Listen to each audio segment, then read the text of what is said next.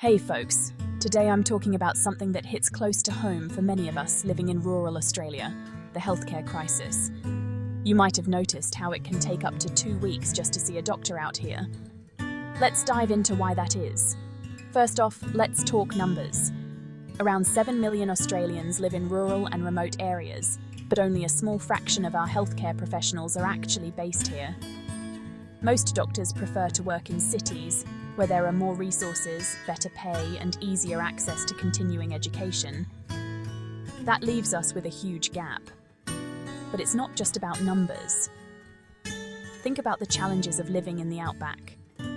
Long distances between towns, limited public transport, and a smaller patient base make it less attractive for doctors to set up shop. It's like asking someone to move to Mars. Sure, it sounds adventurous, but it's a tough sell. Then there's the issue of funding. Rural healthcare often gets the short end of the stick when it comes to government budgets. There's less money for facilities, equipment, and support staff.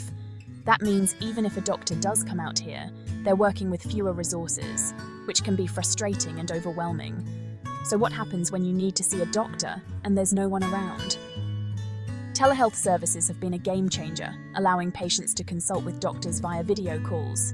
But let's be honest, nothing beats a face-to-face consultation, especially when you're dealing with something serious. The good news is, there are some initiatives aimed at solving this problem.